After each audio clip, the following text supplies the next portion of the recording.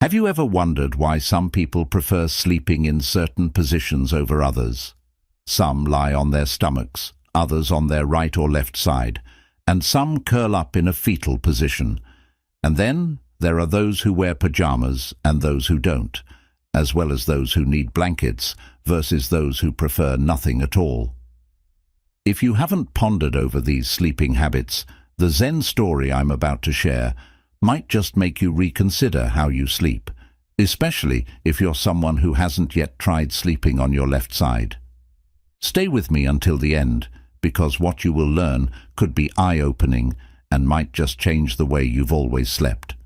But first, if you haven't done so already, make sure to subscribe to our channel and turn on notifications so you don't miss out on our new content.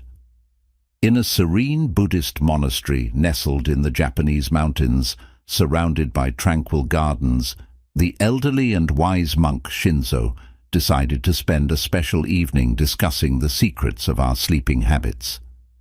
Under a luminous moon that seemed to bless the night, he gathered his devoted disciples in the main hall. Seated on a tatami mat, Shinzo's voice was as soothing as a gentle breeze, captivating everyone in the room. Today, dear disciples, we'll explore why sleeping on your left side can significantly benefit both your physical health and emotional well-being, Shinzo began. He explained that this practice wasn't just a random preference, but was deeply rooted in understanding the physiological and spiritual principles integral to the practice of sleep. The first benefit of sleeping on your left side, the monk shared, is optimal lymphatic drainage. Our lymphatic system is like a quiet river flowing through our body, carrying proteins, glucose, and other vital substances. Sleeping on the left side facilitates this flow, helping our body detoxify naturally, much like a river sweeps away fallen leaves. Shinzo's eyes twinkled as he delved deeper, describing how our internal organs, like the stomach and pancreas, benefit from this position. When we lie on our left side, we allow these organs to align perfectly, enhancing the movement of gastric juices and ensuring better digestion and absorption. Think of it as creating a sacred space for these organs to perform their functions gracefully, like dancers in a theatrical performance. The disciples listened, increasingly fascinated by the holistic view Shinzo presented, connecting the act of sleeping to broader spiritual and health practices that have been honed over centuries. By the end of the night, many were eager to adopt this simple change, hopeful to experience the profound benefits themselves. Sleeping like this isn't just a physical act, it's an invitation to an internal celebration, a silent celebration of enzymes preparing our bodies for a new day. Seeing the disciples so engaged, the monk Shinzo continued, speaking about the third gift of sleeping on the left side, purification. Resting on your left side, he explained, facilitates the flow of digestive waste through our bodies like a stream flowing through fertile soil. Our intestine becomes a garden where nutrients are deposited, and in the morning, our body prepares for an elimination ceremony, a daily rebirth. Under the soft light that filled the room, Shinzo delved into another benefit, this time focusing on the heart. Our heart is the ruler of our body, he said with a smile. By sleeping on the left side, we offer the heart a perfect backdrop for its work. The aorta, its messenger, begins its journey in a majestic arch towards the left, like a traveler crossing a bridge, making the journey easier and the blood flow more harmonious. Shinzo then touched upon the spleen, the devoted handmaiden. This hidden organ, the guardian of our life force, finds peace when we lie on our left side.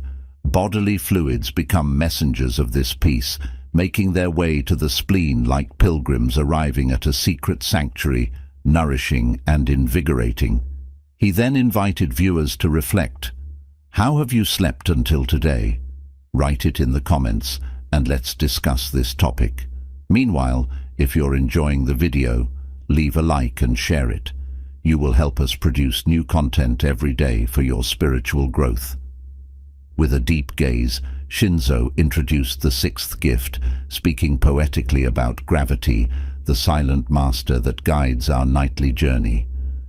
By aligning with gravity when we sleep on the left side, we enhance our lymphatic drainage, helping our body through its nightly purification ritual. In this position, we find a balance between body and mind, not just comfort for the internal organs, but a profound enrichment of our health and connection with the internal and external world. It's a true hymn to life, revealing itself in the dreams and quiet of the left side. Continuing, Shinzo shared that sleeping on the left side isn't merely a rest for the body, but an opportunity for inner and spiritual awakening. While the world lies in deep sleep, we, as practitioners of left-sided conscious sleep, immerse ourselves in the depths of being.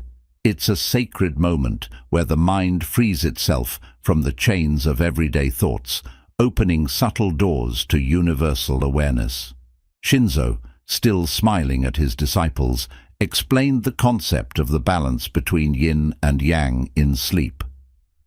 The left side, in its more yin nature, envelops us like an embrace of the night. The quiet that arises from this practice is a gift, an offering to our inner essence. Through concrete examples, Shinzo told of nights when the monks, immersed in the practice of conscious sleep on the left side, felt their energy flow like a calm river crossing their being. The vital energies, in harmony with nature, dance while the body rests, creating a harmony that resonates throughout the monastery. The benefits of this practice, therefore, go far beyond the physical aspect, involving the spiritual one. Delving deeper into the physical benefits, Shinzo recounted how elderly monks had experienced greater flexibility and strength in their meditation practices by embracing left-side sleeping. Thus, sleeping on the left side becomes a perfect complement to the search for enlightenment, preparing the ground for the mind and body. Between one story and another, monk Shinzo underscored the importance of bringing this awareness into everyday life, making it a healthy habit that we should never relinquish. It is not only in the quiet of the monastery that we can cultivate this practice, he stressed. Let us bring it into our homes, honoring our body as a temple in which the sacredness of the night resides. As Shinzo spoke, focusing on the sounds of the cicadas and the river that could be heard around the monastery, he added that nature itself teaches us the importance of aligning our sleep with the flow of the world. The left side, like a leaf cradled by the wind, connects us to this eternal dance, he explained. His disciples listened intently as Shinzo shared additional important benefits of sleeping on the left side. Sleeping on this side, he noted, facilitates breathing, creating a harmonious synergy between the flow of air and the beating of the heart. When you lie on your left side, your trachea and esophagus take on a more natural and straight position relative to your spine. This alignment facilitates the passage of air through the trachea towards the lungs, promoting freer breathing. Furthermore, Shinzo explained that the diaphragm, the main muscle involved in breathing, is located under the lungs. Sleeping on your left side allows your diaphragm to move more freely, promoting deep, smooth breathing. Additionally, because the heart is located on the left side of the chest, sleeping on this side reduces pressure on the heart and allows better blood circulation. This position can also help prevent acid reflux, as the stomach sits lower than the esophagus, reducing the risk of gastric juices backing up. Have you ever noticed, the monk asked, that the spine has a natural S-shaped curvature? When lying on your left side, this position better reflects the natural anatomical curvature of your spine, minimizing stress on your discs and joints. Remember, sleeping on your left side is not only a way to make your body rest better, but it becomes a path to awareness and spiritual growth. Just as Buddhist monks, being aware of the interconnection between body and mind, have always adopted the left side as the privileged position for sleep. You too should get used to doing so. This way, both your body and your mind will feel better. As the session concluded, Shinzo shifted the discussion towards self-healing, introducing another powerful narrative from Master Ko's Zen story. In the heart of an ancient monastery, where incense danced in the air and light filtered through ancient windows, the wise Master Kaido was about to begin a lecture on the art of healing oneself. As he entered the room, the attendees prepared to listen in respectful silence. "I wonder," Master Koid began in a sweeping voice, "if a person can really cure themselves of an illness." The air seemed to vibrate as those present waited for the answer to this vital question. You would think that if it were possible, hospitals would close and doctors would be out of work. To answer this, Master Ku presented the story of Hana, a young woman in fragile health but with a brave heart, who had come to the monastery months before to speak with him. "Are you confident that you can cure your illness?" Master Ko asked, turning to Hana. The silence that followed seemed like a pause before the roar of thunder. "Believing in yourself is the key," the Master continued, setting the stage for a profound exploration of self-healing and personal growth. Some people don't believe their bodies can heal, so they never learn to treat themselves without relying on medications or doctors, Master Kaido noted, as everyone was captivated by his words. He drew a fascinating scenario describing Hana's journey towards introspection that allowed her to get closer to self-healing. The first step is to understand the sentinels of your body. You must become sensitive, listen to the melody of your senses, become aware of yourself. Meditation is the path that will take you to this consciousness. Only then will you be able to identify what your body is missing, understand the melody of the disease, and therefore how to overcome it. The story continued with Master Kaido revealing exciting details of starry nights, where Hana, with her wisdom, learned to calm her mind before sleeping. "The subconscious mind has the power to heal," Kaido explained in a confident tone. "When you close your eyes before going to sleep, be aware that your illness is healing little by little, like a garden that blooms in the silence of the night." Those present immersed themselves in the Master's stories, who asked them to imagine the healing of their illnesses as a journey. The mind will attract what it has seen during the journey, and the body, like a faithful companion, will follow the order that the mind produces. This is the key to healing through self-image. Based on Kaido's story and Hana's example, we can heal ourselves through the mind. First, through meditation and self-reflection, practices that allow us to calm down and listen to what is wrong. Then, through the practice of visualization, imagine ourselves already cured. Imagine the disease dissolving like snow under the sun. Because the mind works like this, if we imagine something and turn it into a vivid and real image before our eyes, the brain begins to reason as if that result had already been achieved. Master Ko spoke of another disciple who also adopted the practice of self-image and learned to visualize his healing through the power of the mind. The disciple, thanks to Kaido, learned to embrace self-love. "When we face illnesses or problems," said the Master, "we often begin to curse ourselves. Instead, we must love ourselves even when we are sick. Whoever loves himself cures his own illnesses." The story was like a painting that came to life, with splashes of color that moved those present. Master Ko spoke of quiet nights, in which the disciple learned to calm his mind and visualize his healing. After 30 days, Ko continued, the change was evident. The disease was losing strength like the fog that dissolves at dawn. And do you know why? Because when you cultivate specific thoughts and actions for 30 consecutive days, they become habits that you can no longer do without, and these trigger an irreversible process in the mind and body. They trigger a self-healing process. Master K concluded with a unique perspective on healing. The main point is that we must trust ourselves before seeking outside help. We must try to heal ourselves, and only when we feel we cannot do it, when our faith is tested, do we seek medical help. The story was like a symphony reaching its climax. As the day drew to a close, Master Ko looked at the group gathered before him and said, "Now go and experiment. Each of your healing stories is unique. And remember, every night before going to sleep, let your mind immerse itself in the certainty that each breath brings you closer to your recovery. Be the artists of your own well-being, with trust as your guide and love as your strength. May your path be illuminated by the light of inner healing."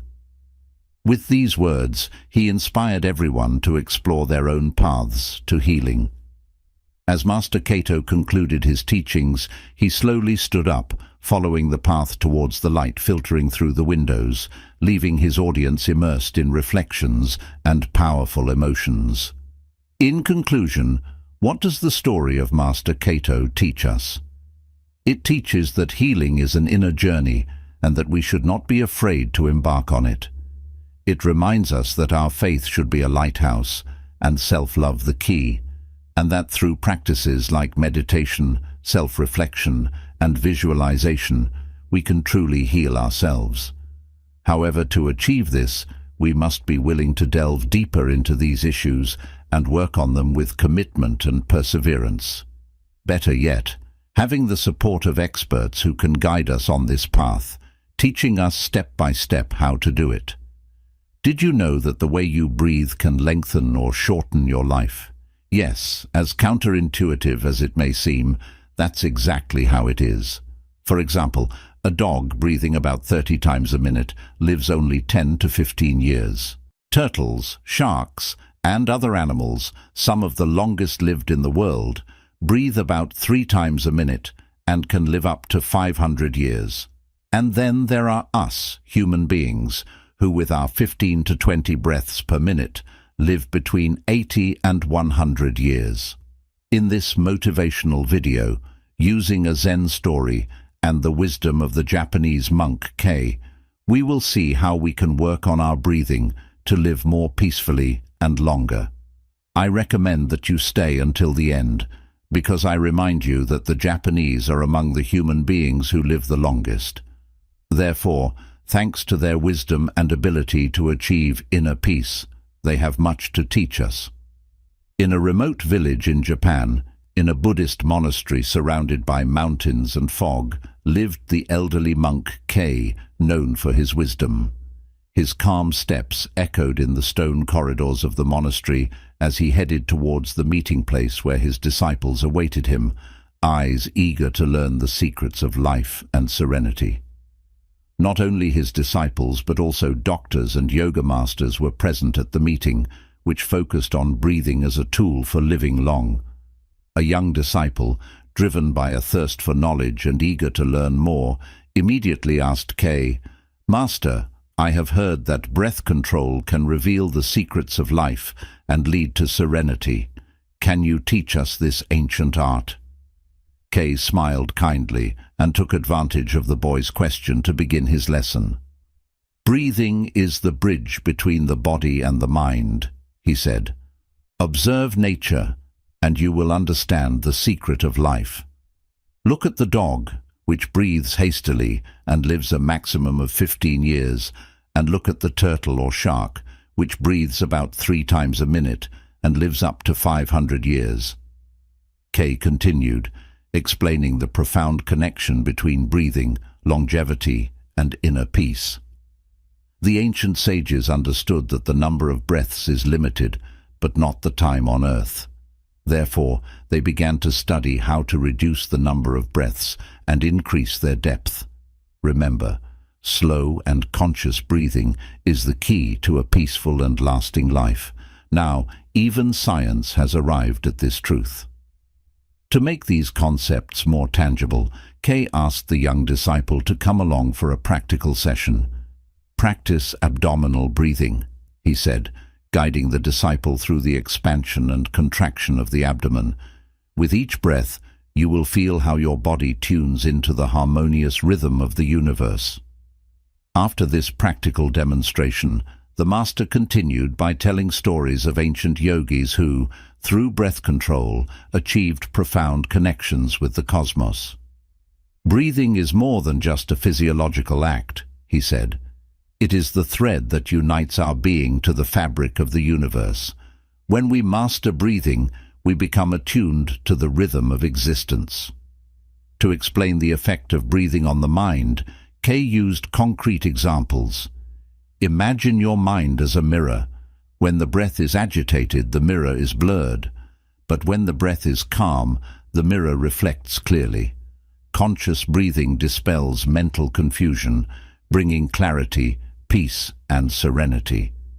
As those present were increasingly captivated by the stories and examples they were hearing, Master Kay also introduced the importance of slowing down the pace of breathing in moments of stress and tension. When you feel anger or anxiety approaching, slow your breathing. It's an act of kindness to yourself, a way to give yourself a break and think about solutions to problems. To make the lesson even more valuable, Kay talked about the effect of breathing on sensory perception. Have you ever noticed that when your breathing slows, your perceptions become more acute? You can perceive sounds and smells with astonishing clarity. Life reveals itself in every conscious breath.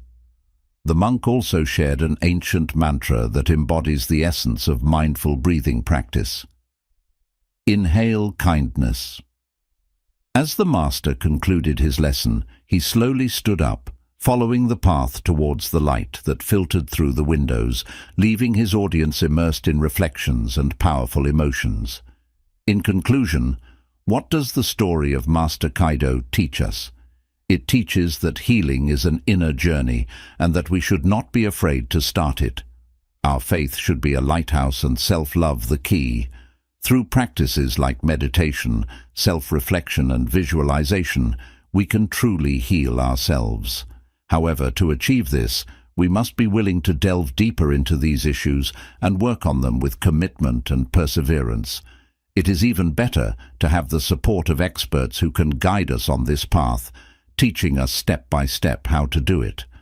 In this motivational video, using a Zen story and the wisdom of the Japanese monk Kay, we will see how we can work on our breathing to live more peacefully and longer. I recommend that you stay until the end, because I remind you that the Japanese are among the human beings who live the longest. Therefore, thanks to their wisdom and ability to achieve inner peace, they have much to teach us. In a remote village in Japan, in a Buddhist monastery surrounded by mountains and fog, lived the elderly monk Kay, known for his wisdom. His calm steps echoed in the stone corridors of the monastery as he headed towards the meeting place where his disciples awaited him, eyes eager to learn the secrets of life and serenity. Not only his disciples, but also doctors and yoga masters were present at the meeting, which focused on breathing as a tool for living long. A young disciple, driven by a thirst for knowledge and eager to learn more, immediately asked Kay, "Master, I have heard that breath control can reveal the secrets of life and lead to serenity. Can you teach us this ancient art?" Kay smiled kindly and took advantage of the boy's question to begin his lesson. "Breathing is the bridge between the body and the mind," he said. "Observe nature, and you will understand the secret of life. Look at the dog, which breathes hastily and lives a maximum of 15 years. And look at the turtle or shark, which breathes about 3 times a minute and lives up to 500 years. Kay continued, explaining the profound connection between breathing, longevity, and inner peace. The ancient sages understood that the number of breaths is limited, but not the time on earth. Therefore, they began to study how to reduce the number of breaths and increase their depth. Remember, slow and conscious breathing is the key to a peaceful and lasting life. Now, even science has arrived at this truth. To make these concepts more tangible, Kay asked the young disciple to come along for a practical session. "Practice abdominal breathing," he said, guiding the disciple through the expansion and contraction of the abdomen. "With each breath, you will feel how your body tunes into the harmonious rhythm of the universe." After this practical demonstration, the master continued by telling stories of ancient yogis who, through breath control, achieved profound connections with the cosmos. "Breathing is more than just a physiological act," he said. "It is the thread that unites our being to the fabric of the universe. When we master breathing, we become attuned to the rhythm of existence." To explain the effect of breathing on the mind, Kay used concrete examples. Imagine your mind as a mirror. When the breath is agitated, the mirror is blurred. But when the breath is calm, the mirror reflects clearly. Conscious breathing dispels mental confusion, bringing clarity, peace, and serenity. As those present were increasingly captivated by the stories and examples they were hearing, Master Kay also introduced the importance of slowing down the pace of breathing in moments of stress and tension. When you feel anger or anxiety approaching, slow your breathing. It's an act of kindness to yourself, a way to give yourself a break and think about solutions to problems. To make the lesson even more valuable, Kay talked about the effect of breathing on sensory perception. Have you ever noticed that when your breathing slows, your perceptions become more acute? You can perceive sounds and smells with astonishing clarity. Life reveals itself in every conscious breath. The monk also shared an ancient mantra that embodies the essence of mindful breathing practice. Inhale kindness, exhale gratitude. This mantra, Kay explained, reminds us to cultivate a compassionate heart through breathing. Each inhalation serves to receive kindness, and each exhalation serves to offer gratitude. The people present at the lesson felt more and more serene. Kay's story had become an invitation to explore the mystery of life through breathing. At the end of the lesson, Kay shared a very important practical tip. In the busyness of everyday life, take time to breathe consciously. Even a few minutes a day can transform your experience of life. Breathing is the portal to a fuller, more fulfilling life. Remember, your life is made out of breaths, and every breath is a gift. In conclusion, what does this story between age-old wisdom and medicine teach us? It teaches that correct breathing is crucial for maintaining health. However, this vital practice is rarely emphasized in schools or by most doctors.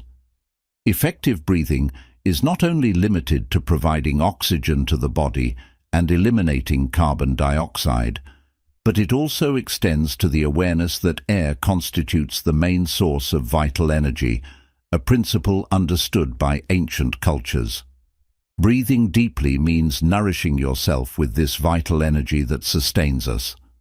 Furthermore, correct breathing plays an essential role in massaging the thoracic and abdominal organs, contributing to their well-being. Remember, Kay said, breathing, although an automatic process of the body, can be voluntarily controlled. Although man has forgotten the correct way to breathe over the millennia, with a little effort, he can relearn it and give himself extra years of life in health and serenity. Have you ever thought about the enormous power of water in our lives? Have you heard how crucial it is in many self-healing processes? Water has always had great importance on symbolic, spiritual, and therapeutic levels, but many of us underestimate it. In this video, using a Zen story and intertwining spirituality with science, we will discover together the power of water for our physical and mental health. So stay until the end, because you will learn how to use it intelligently, making it a precious ally in keeping you healthy and keeping illnesses at bay. In the heart of an ancient Buddhist monastery, the elderly monk Hiroto spoke to his disciples about the enormous power of water in our lives. Water is the resource present in the greatest quantity on our planet and in all forms of life. Consequently, its quality and integrity are essential for survival. In all religions, water is a source of life. It cleans, purifies, and heals. Scientists have understood what we have always known. Water has memories that are modified by everything that is energy and vibrates. Now listen to me carefully. The drinking water we consume is charged with electromagnetic information during its journey from the source to our homes. Passing through old pipes made of lead or other materials and flowing near sewers, it is loaded with information that can be harmful to our health. So remember, water has the power to make us feel good or bad, depending on its quality and the substances we associate it with.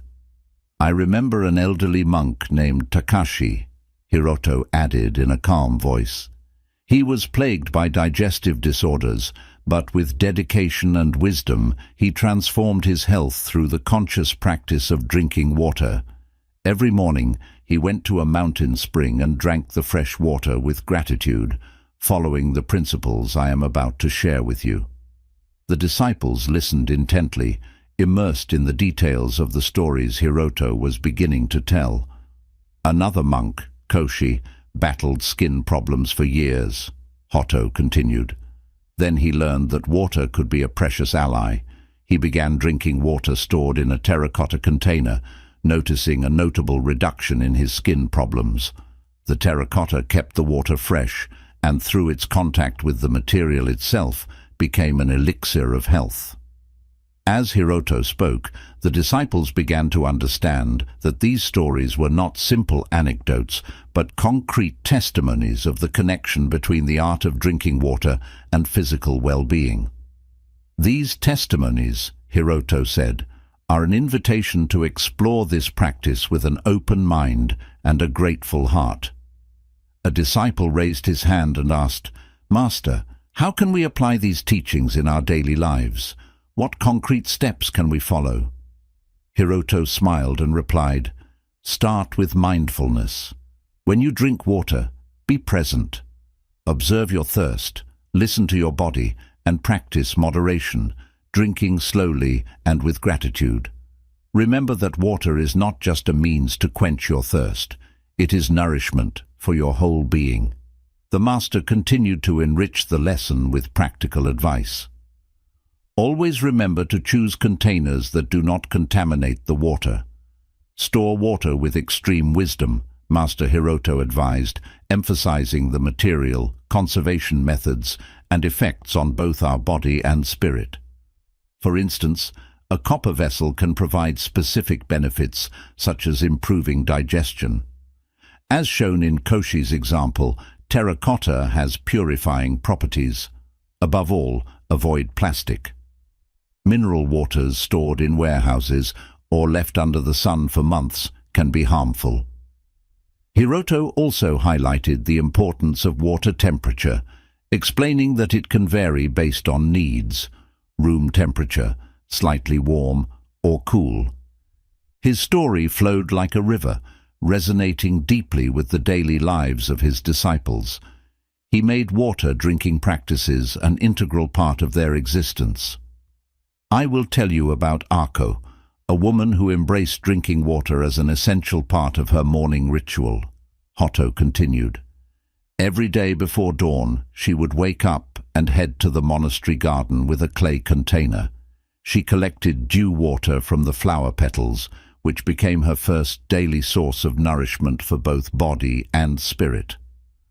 The disciples were fascinated, imagining the petals capturing the freshness of the morning. Hiroto's stories not only illustrated the importance of this practice, but also inspired his disciples to view water as an elixir of life in every drop. He continued, "Imagine Yukiko, a young woman who, after years of a hectic lifestyle, began to suffer from stress and insomnia. Yukiko found that the daily practice of drinking hot green tea, rich in antioxidants and nutrients, not only helped her relax, but also provided her body with much-needed healing." As the disciples reflected on the importance of the ingredients added to water, Hiroto delved deeper into the topic, emphasizing the effectiveness of herbs such as mint and chamomile, which can enhance the healing properties of water. Another common practice, he explained, is using lemon in water. The vitamin C and antioxidants in lemon not only strengthen the immune system, but also aid in digestion. Dear friends, have you understood? Small steps can transform water into an even more powerful elixir, he said. The disciples began to realize that the choice of elements added to water was not random, but based on specific principles of healing and nourishment. Hiroto provided practical examples of individuals who had experienced tangible benefits through these practices. I remember Suri, an elderly woman from the village, Hoto recounted. She had joint and arthritis problems. With the guidance of a local healer, she began drinking water enriched with turmeric roots. Over time, she noticed a dramatic improvement in her mobility and a reduction in pain. Turmeric, with its anti-inflammatory properties, became her daily remedy. Hiroto emphasized the importance of understanding the properties of natural elements and adapting drinking practices accordingly. Every person is unique, he said, and their healing means may vary. This in-depth understanding can lead to more conscious choices when it comes to consuming water. It's like a personalized ritual that honors both the body and mind. The disciples, now fully immersed in the teachings, raised their questions. "Master," one of them asked, "what are the spiritual aspects involved in this practice? Is there a deeper meaning beyond body care?" Hiroto smiled and nodded. "Of course," he replied. "When we drink water with awareness, we connect with the vital element of nature. Every sip becomes an act of gratitude for the life that flows through us. It is a time when we merge with the universe, recognizing our interconnectedness with all creation." He introduced meditation as an integral part of the practice. When you drink water, close your eyes, breathe deeply, and feel the water flow through your body. Let each sip be a moment of mindfulness and connection with the essence of life. With these teachings, Master Hiroto encouraged his disciples to embrace the practice of drinking water mindfully, not just as a means of hydration, but as a spiritual ritual that nourishes both the body and soul. This is not just physical nourishment, but a celebration of life itself, Master Hiroto continued. While you hold the glass in your hands, concentrate on all the good things you would like to happen to you, and then drink. In conclusion, Hiroto's story is not just about how drinking water mindfully can lead to better health, but it is a broader statement about the connection between body, mind, and spirit. This story teaches us that true healing requires a holistic approach, one that embraces ancient wisdom and applies it to our daily lives. Remember to consider every sip of water a sacred act, an integral part of a larger journey towards complete well-being. Live in harmony with yourself and the world around you, embracing the ancestral wisdom that continues to flow through the currents of existence. Did you know that there are at least 9 strange events that happen to you while you sleep? How many times have you suddenly woken up in the grip of very strange sensations during the night? During sleep, our body rests, and the mind ventures on a journey without borders, among the folds of dreams and visions. But are dreams just figments of our imagination, or do they lead us to deeper truths? What secrets do the night hours hide when the soul seems to wander between invisible worlds? In the Zen story you are about to hear, we will explore the strangest spiritual events that happen to us while we sleep. Stay until the end so you don't miss a single one.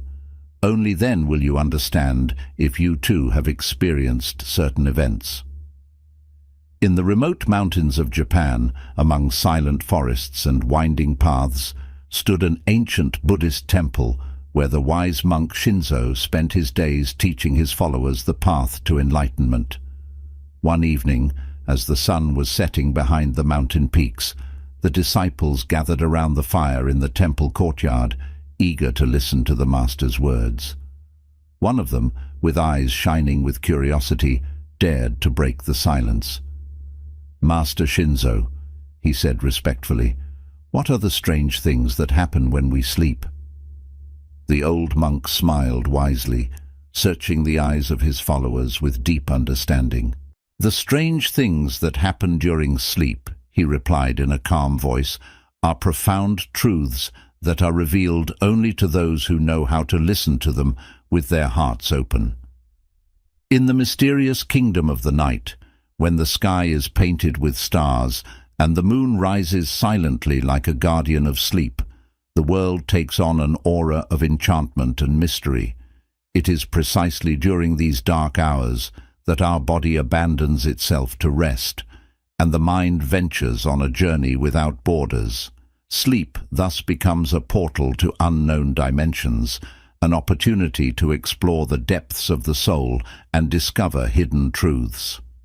With an eloquent gesture of his hand, Shinzo invited his disciples to come closer to him and began to tell a story that would lead them through the mysteries of sleep and spirituality. "One night in a remote village in the mountains," Shinzo began, "a young monk named Kaido had an extraordinary dream." The firelight danced across his wrinkled face as the disciples listened curiously. "In this dream," Shinzo continued, "Kaido walked along a moonlit path, surrounded by an atmosphere of serenity and mystery.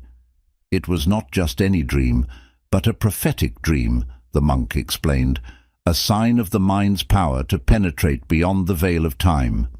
Next, Kaido found himself crossing invisible boundaries and traveling through unknown worlds, soaring beyond his physical body.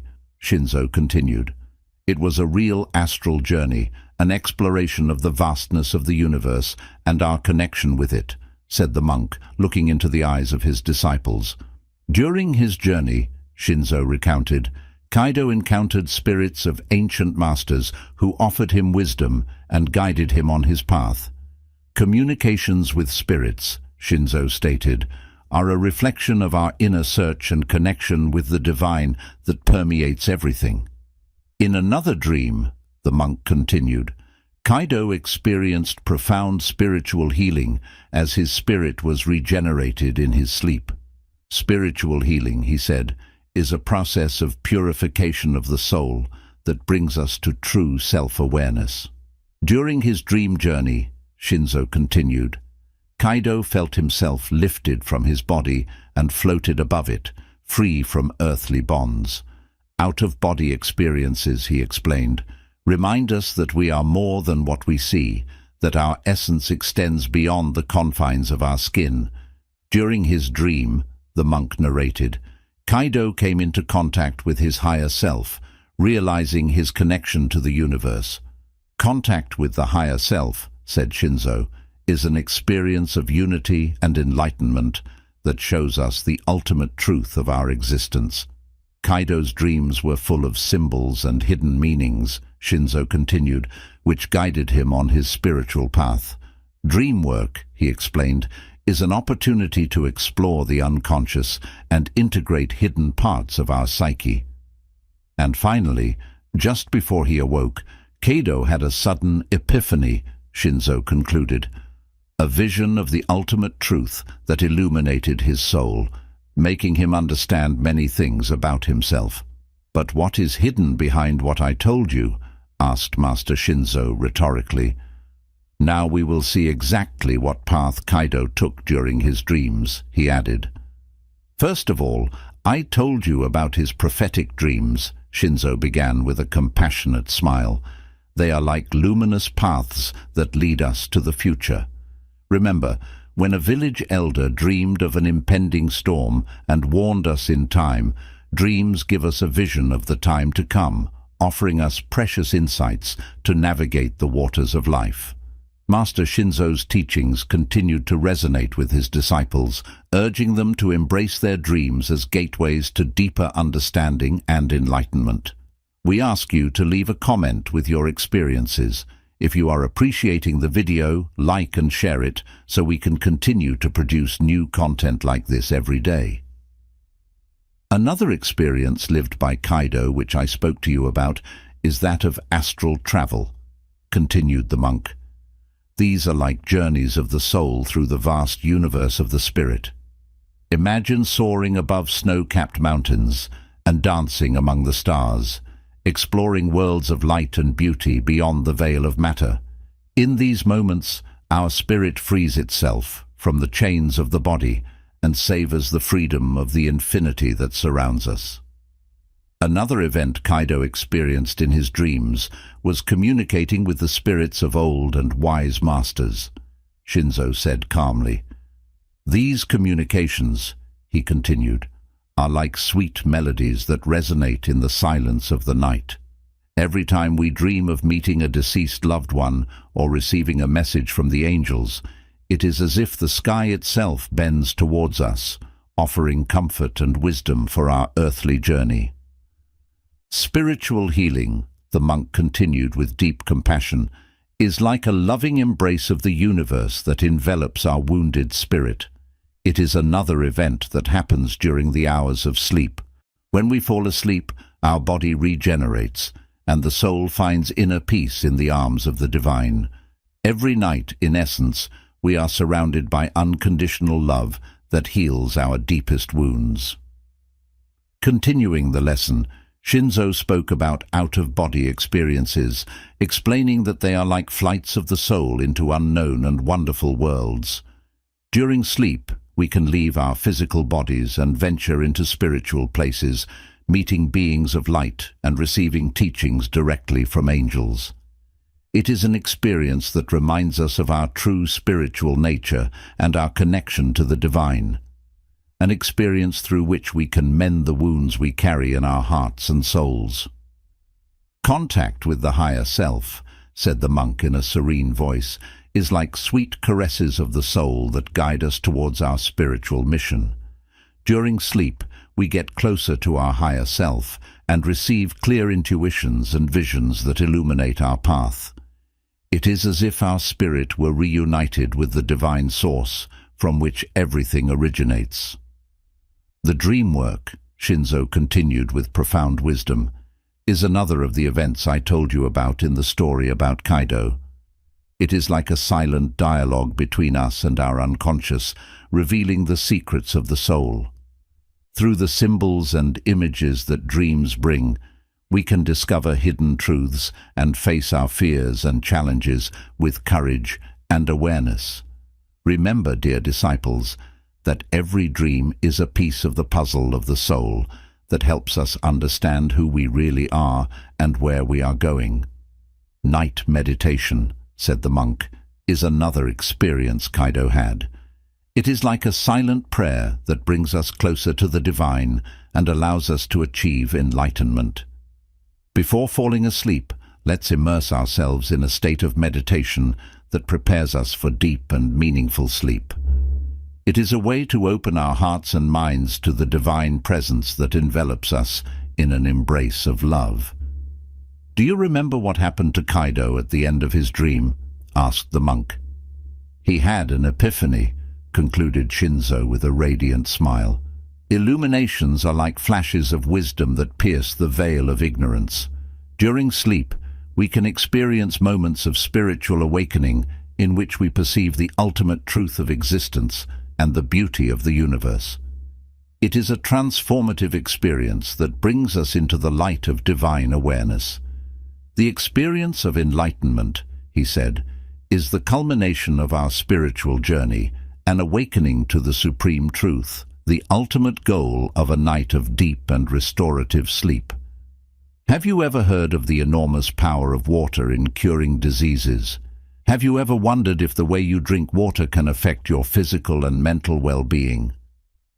In a world that lives in the name of frenzy, most of us drink only to quench our thirst, completely neglecting the benefits of this nectar of life. Instead, you should stop for a moment and ask yourself, how can I use water to enhance my health and well-being? Are these questions, like Is drinking water really that obvious? What if the secret to a balanced and vibrant life was hidden precisely in the art of consciously savoring every drop of water we swallow? Water has always had great importance on a symbolic, spiritual, and therapeutic level, especially in Oriental culture. In the following Zen story, you will discover its role in the self-healing of body and spirit, thanks to 3 methods that you should make into daily habits. If you stay until the end of the video, you will have 3 rules for using water in a conscious and healing way. In a quiet monastery hidden in the Himalayan mountains, the wise Buddhist monk Ashwe stood as a spiritual guide to those seeking balance and wisdom in their lives. One day, Ashwe gathered a large group of people under the shade of the centuries-old cherry trees that adorned the gardens to share precious teachings on the importance of water for the body and spirit. "Look at the water," Ashwe began, pointing to the river that flowed a few meters away. "It is the fluid of life. Just as it flows in rivers and oceans, it also flows within us, nourishing every cell in our body and purifying our mind. Water is much more than just a physical necessity. It is the very foundation of life, the connective tissue that weaves our existence together invisibly and powerfully. But in addition to its indispensable function in keeping our body hydrated, water reveals a profound connection with our mind, a bond that goes beyond simply satisfying thirst. In this harmonious dance between the body and the mind, water stands as a key element for our well-being, an inexhaustible source of energy and reflection. Listen to me carefully. Water is a source of life and cleanses, purifies, and heals diseases from the inside. This is why it is essential that each of us learns to consume it in the right way. Today, I will share with you 3 methods for drinking it, which, if applied consistently, can provide enormous benefits to your body and spirit. But before delving into these 3 methods, it is crucial that I make a premise so that you understand something very important. First of all, when we drink, we must be present to ourselves and develop awareness of what we are doing. This is because, on a spiritual level, it is essential that drinking water is not experienced as a mechanical, banal, and obvious action. If, when we drink, we concentrate on what we are doing, that moment becomes a meditative act, a practice to reconnect with our inner essence. As you bring the glass of water to your mouth, hold it firmly in your hands and think of something positive. Think of the good things you want to happen and be grateful. After this necessary introduction, the wise monk Ashwe, with the serenity that distinguishes him, began to talk about the 3 methods of taking water to ensure that it can become a real medicine.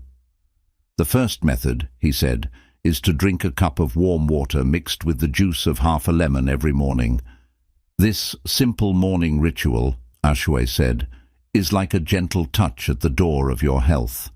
The abundant vitamin C present in lemon juice becomes your main ally. The combination of water and lemon is antibacterial and strengthens the immune defenses. The warm temperature of the water is important because if it is cold, it creates a shock to your digestive system and body in general. As people hung on his lips, the monk smiled and continued, "The acidic taste of lemon can be deceiving, but I invite you to reflect on the wonder of nature. Despite its acidity, lemon has an alkalizing effect on the body. In simple terms, it helps balance pH, detoxifying and deacidifying the body. Drinking water and lemon is like renewing yourself every morning, a kind gesture that can compensate for the excesses of the previous day, especially if you have eaten meat and other heavy foods." Ashwe, with his wisdom, also highlighted the diuretic effect of water and lemon. This morning elixir can help the body eliminate accumulated toxins and waste. Think of this elixir as a clean river flowing through your system, carrying away what is no longer needed.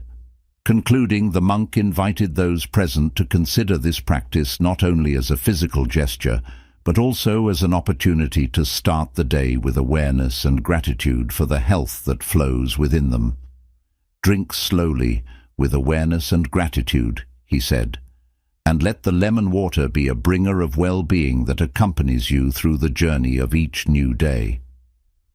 While the disciples listened to the Master's words with growing interest, Ashue introduced the second method by which water can become a powerful ally of our health: drinking hot water during the day. Drinking hot water warms the body from the inside, improving circulation and contributing to muscle relaxation, advised the monk. This simple daily act, which is taught to us by Ayurvedic medicine, can be a purification ritual, a way to release accumulated tensions before being consumed. The story continued to unfold like a river flowing through the daily lives of ordinary people. Ashue inserted details that resonated in the minds of his disciples, making water drinking practices an integral part of their existence. He said, "Start with mindfulness. When you drink water, be present, observe your thirst, listen to your body, and practice moderation. Drink slowly and with gratitude. Remember that water is not just a means to quench your thirst. It is nourishment for your whole being." The Master continued to enrich the lesson with practical advice. Always remember to choose containers in which you store the water with extreme wisdom. Depending on the material, the way of conservation, and the effects of the water itself on our organism and spirit can change. A copper vessel can provide specific benefits, such as improving digestion. Terracotta, as I showed you with the example of koshi, has purifying properties. Above all, forget about plastic. Mineral waters crammed into warehouses or under the sun for months can be harmful. Also, be aware of the water temperature. Depending on your needs, it can be at room temperature, slightly warm or cool. Ashue's teachings encouraged his disciples to embrace mindful water drinking as a sacred and healing practice, enhancing both physical health and spiritual well-being. However, the water must be boiled slowly in a steel, terracotta, or copper saucepan, added the Master. This practice gives water beneficial properties, such as increasing digestive fire, the process that helps us digest and dissolve toxins, which are then eliminated through designated channels, facilitating the body's purification process. The practice of drinking hot-boiled water must become a daily ritual. It is recommended to drink it at regular intervals during the day, especially in the morning on an empty stomach. The amount of water to drink varies based on the season, time of day, and the individual's needs. It is important to carefully follow specific instructions to obtain the maximum benefit. What I recommend is to consult an Ayurvedic doctor if you want to do things right, Ashue added. Each individual, following these specific guidelines, can integrate this simple gesture into their daily routine, thus contributing to the well-being of the body and mind, he continued. Finally, Ashue introduced the little-known concept of solarized water. Place the water in blue glass containers and expose them to sunlight, he said. This process will enrich the water with positive energy. In this way, you will absorb the warmth of the sun and the beneficial energy of the color blue, bringing balance to your mind and spirit. The process that takes place in solarized water enriches it with healing vibrations. Inside our body, water is a transporter of energy, triggering healing processes.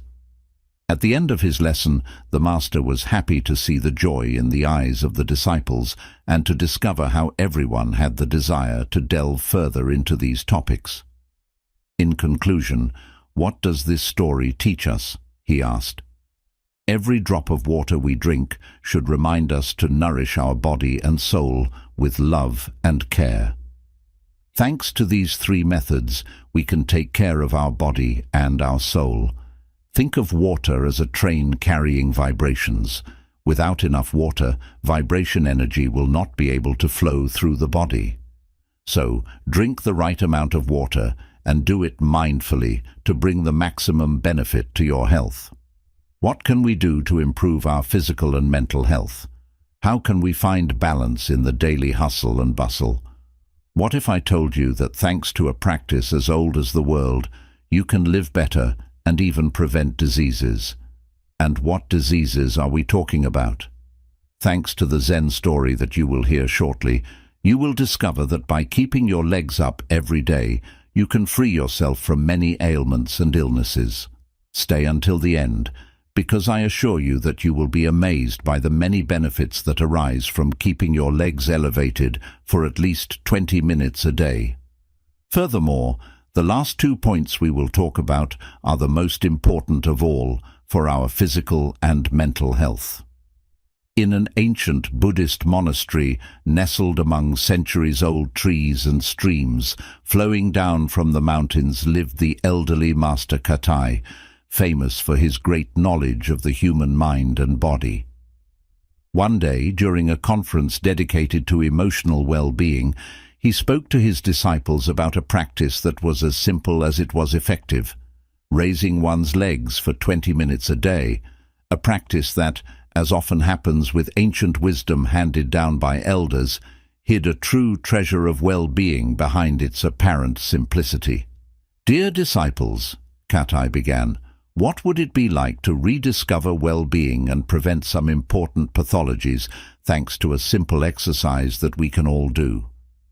As the people at the conference nodded, curious to hear the details of what the monk had anticipated, Katai continued, "To fully understand the importance of this practice, we must explore the intricate pathways of blood circulation.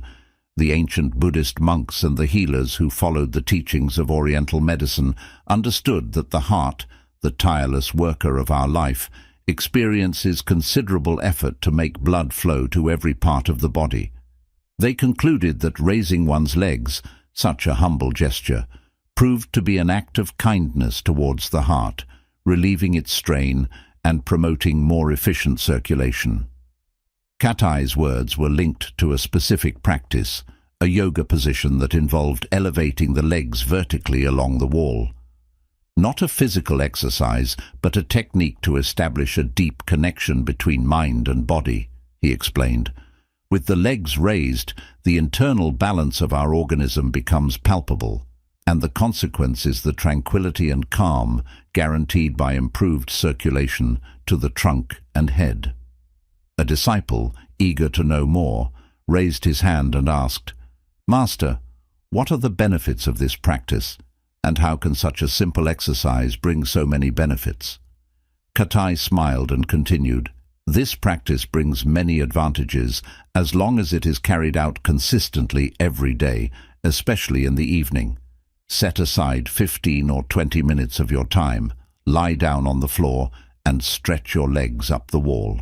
When you do it, I recommend using very comfortable clothes to avoid any compression of the veins that could hinder proper blood circulation." "But what are the concrete benefits of this practice?" the monk asked rhetorically, smiling as he saw the impatience of the disciples. "Let's see them one by one," he added. "The first benefit," Katai spoke about, is the reduction of edema in the legs and feet. Often, due to work or other reasons, our legs are put to the test and edema is created. Raising the legs promotes the flow of fluids, leading to a lightening of the lower limbs. Imagine what it means for your tired legs to take off your shoes and find relief by being elevated for a few minutes.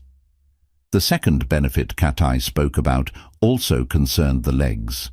Raising your legs becomes a real panacea, not only for blood circulation, but also for the muscles. Thanks to this simple exercise, the tension accumulated during the day in the legs, feet, and hips melts away. Changing your posture and releasing tension offers considerable relief, the master explained. The third benefit of keeping your legs elevated is related to digestion. Katai explained how raising the legs and leaving the head resting on the floor helps to decongest accumulated fluids, thus improving digestion. The connection between posture and digestive function reveals another fundamental aspect of this age-old practice, one that modern scientists have dedicated many studies to. What do you think of what you're hearing? Write it in the comments and let's compare. Also, if you are enjoying this video, please like and share it. This way, you will help us produce new content every day for your spiritual growth. And now, let's continue with the most important benefits of this practice. Another important and useful benefit of keeping the legs raised is linked to the relaxation of the nervous system, continued the monk. This practice, in fact, positively influences breathing, promoting correct inspiration and exhalation. When we keep our legs elevated, the position promotes better blood flow, reducing pressure in the lower areas of the body. This can reduce the feeling of muscle tension, especially in the legs, neck and lower back, thus alleviating the load on these muscles. You should know that muscle relaxation is closely linked to the nervous system, as tense and contracted muscles can send stress signals to the brain. Therefore, raising your legs for 20 minutes a day helps to modify the axis of posture, reducing the tension accumulated in the legs, feet, and hips. This practice can therefore induce a relaxation response in the nervous system. Additionally, the raised leg position can affect breathing. When we are in this position, we hold more air and focus on slower and more rhythmic breathing. This type of breathing has a direct impact on the nervous system, inducing a relaxation response.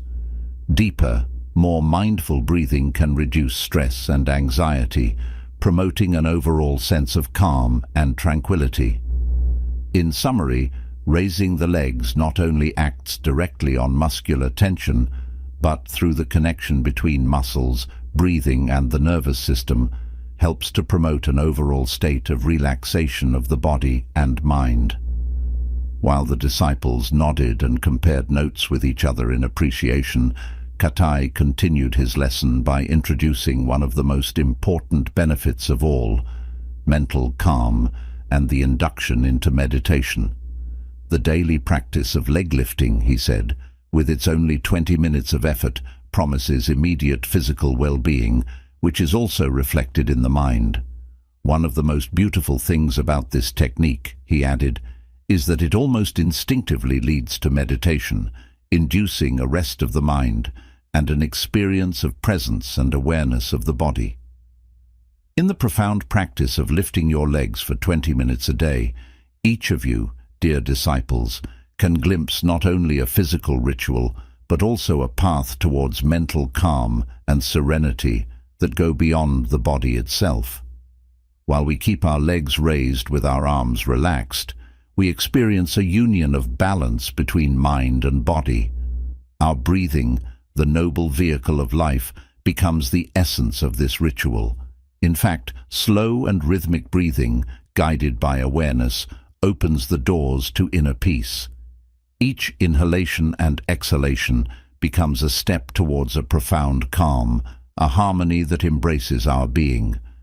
In this state, we find our mind freeing itself from the shackles of daily turmoil, allowing us to immerse ourselves in the present moment. The nervous system, usually tormented by the tensions of the world, finds refuge in this practice. Muscle tensions dissolve, calm spreads from the stomach to the neck, and the mind, guided by the inner light, frees itself from the weight of daily worries.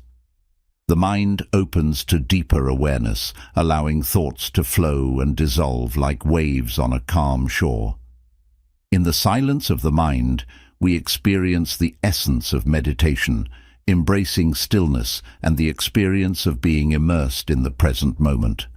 As you can see in this daily ritual, dear disciples, you find not only the well-being of the body, but also the refuge of the soul. In this ancient ritual, you will find the path to true harmony.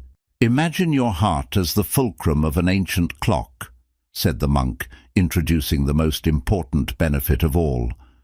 Its relentless work of pumping blood requires significant effort, he added. The practice of lifting your legs for 20 minutes a day can reduce this effort, improving blood circulation and reducing the risk of heart problems. This technique essentially turns into an act of love towards our vital organ. In fact, when the legs stand vertically, a gentle pressure acts in synergy with the force of gravity. This pressure promotes blood flow, easing the task of our noble heart in pumping blood to the extremities. In this way, our heart frees itself from an excessive load, dancing lightly in the rhythm of life. Imagine the heart as the center of an ancient monastery with intricate corridors and secret rooms. When we lift our legs, we allow this rest center to expand and breathe, relieving the pressure that sometimes afflicts our silent guardian. This act of rest towards the heart translates into tangible benefits. The risk of heart disease is mitigated, the arteries find a clear path, and the heart, gratified, continues to beat with strength and vitality. Remember that cardiovascular health is the key to a long and fulfilling life. The monk looked at his disciples, reflecting on the beauty of the connection between the teacher and the students, and added, "Just as we lift our legs to relieve the weight of the body, we can lift our spirit to lighten the burden of life. Remember, my dear disciples, that every gesture, even the most humble, can become a path to well-being. In the practice of lifting our legs, we have discovered a hidden treasure of health and tranquility, and the daily practice of nourishing our being in all its dimensions. It offers us a path to inner peace. The moral of the story is clear. In simplicity and awareness, every action, however modest, can lead to great benefits. Through the practice of lifting the legs, Katai had guided his disciples towards a path of health, well-being, and wisdom, in which the correlation between mind and body is fundamental. Are you aware of how crucial the quality of sleep is for your health? Sleep is an important part of every individual's life, since it is during sleep that the body and mind have the opportunity to rest and recharge to face the next day's activities. The power of sleep, or a quality night's rest, should absolutely not be underestimated if we want to live healthily and at peace with ourselves. In fact, sleeping little and poorly can lead to numerous health problems. Sleeping well, on the other hand, helps the self-healing processes of the mind and body. Thanks to the Zen story that you will hear shortly and the age-old wisdom of Buddhist masters, you will discover 9 techniques to improve the quality of your sleep. So don't miss even a minute of this precious video. In fact, if you stay until the end, you will have the weapons to keep stress at bay, take care of your heart health, boost your immune defenses, and much more. And when you finish watching this video, we recommend that you also watch the ones we suggest in the description, because, put together, they will help you radically improve your health. In an ancient village in Japan, there lived an elderly monk named Aki, famous for his wisdom and the profound teachings related to the mind and body that he dispensed to his disciples. One day, a young man with eyes full of personal worries and anxieties linked to the frenzy of daily life asked Aki for advice on finding inner peace. "Master," said the young man, "for months I have felt very stressed. I forget things easily. I often get colds. Simply put, I'm not well at all. What can I do?" Aki welcomed him kindly, and after asking him a few questions, immediately understood that the boy's problem was poor quality sleep. So he decided to help him by teaching him what to do to sleep peacefully again. "Dear boy," began the monk, "if you take care of your sleep, you will take care of both your body and your mind, and all the problems you have will vanish, allowing you to gain the peace and serenity that you lack. You should know that sleeping well and enough helps repair and regenerate the body. During sleep, in fact, our body produces proteins and hormones that help repair tissues and fight infections. Good rest keeps blood pressure and heart rate stable, thus protecting the heart and circulatory system. Furthermore, Good quality sleep reduces stress and anxiety and improves memory and concentration. It strengthens the immune defenses thanks to the increase in cytokines, proteins that help fight infections and inflammation. Lack of sleep, however, in the long run, can cause hypertension, cardiovascular disease, diabetes, and even some types of cancer, not to mention weight gain, poor digestion, and skin problems. The young man, increasingly attentive to the master's words, intervened. So, can we say that sleep has a decisive role in all the main aspects of our health? Of course, Aki replied. I have seen people who, after starting to sleep well again, have defeated many ailments, from the simplest to the most complicated ones. So now, listen to me carefully, because I will teach you 9 techniques through which you can take care of your sleep. The first technique Aki shared was the ritual of relaxing before going to sleep. This ritual, rooted in Buddhist wisdom, begins with creating an environment conducive to relaxation. A hot bath prepared with attention, awareness, and respect not only cleans the body, but also dissolves the tensions accumulated during the day, said the monk. The transition from a hot shower or bath to a cooler atmosphere provides the body with a positive shock, preparing the mind for rest. The second technique is the use of soothing herbal teas, such as chamomile, valerian, and mint. These herbs, Aki added, have properties that calm the mind and promote restful sleep. In ancient times, the preparation of these herbal teas was described as a gesture of self-care, a practice that encouraged awareness and respect for nature. When you prepare them, remember to be focused on the here and now, so that the ritual of preparing them itself has a regenerating and calming role on your mind. The third technique is mindfulness meditation, a practice that consists of being fully present in the here and now without judging. In the evening, find a quiet place, Aki said, and sit comfortably. Then focus on your breathing, and every time thoughts crowd your mind again, chase them away by simply focusing on your breathing again. These are the key steps to calming your mind, reducing cortisol levels which create hyperactivity, and preparing you for a deep, restful sleep. The fourth technique consists of using melatonin. Melatonin, said the master, is nothing more than a natural substance already present in our organism. By introducing at least 1 milligram every evening, we fall asleep more easily. Melatonin, in fact, has a sedative effect. The increase in its concentration in the blood is a signal that informs the body that it is dark, and that therefore the time has come to sleep and rest. The fifth technique proposed by Aki was yoga, a spiritual dance between body and mind.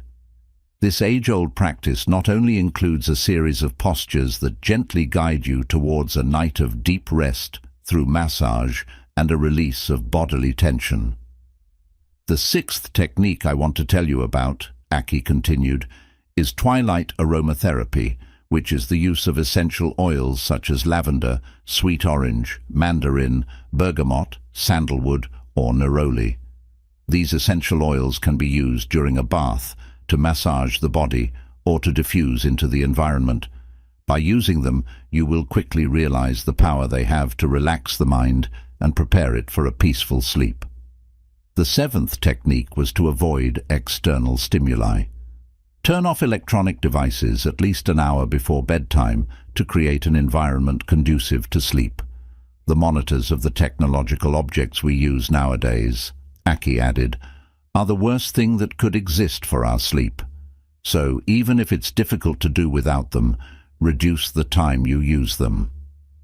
While the young man was happy to listen to all these teachings and was already thinking about how to introduce them into his daily life, Aki introduced the eighth technique, maintaining a regular routine of going to bed and getting up at the same time every day. Respecting the same times every day, said the master, helps stabilize the circadian cycle, improving the quality of sleep and promoting the synchronization of hormones. The last technique Aki talked about was the one related to keeping the bedroom dark. If there are too many light sources, they end up disturbing us and ruining the quality of our sleep. So boy, keep your windows tightly shut and avoid warning lights and glowing clocks. The young man, after having listened carefully to every word, thanked Aki and promised himself to put the various teachings into practice. As the week passed, he began to incorporate these practices into his daily routine, discovering a new way to experience sleep. Sleeping better allowed him to gain the serenity he was missing, to overcome worries and anxieties, and to strengthen his memory and physical and mental resistance. In conclusion, what does this story teach us? It teaches us that the quality of our sleep affects all aspects of our health, both mental and physical, and the fact that sleep is something natural, part of our physiology, should not make us take it for granted, leading us to neglect it. Sleep has a significant impact on physical and mental health as it contributes to the regulation of metabolic functions, immune function, memory, and cognitive abilities. A lack of sleep or poor quality of sleep can therefore have negative effects on overall health and well-being, increasing the risk of developing chronic diseases, mood disorders, and memory and concentration problems. For this reason, it is important to do our best to achieve good quality sleep.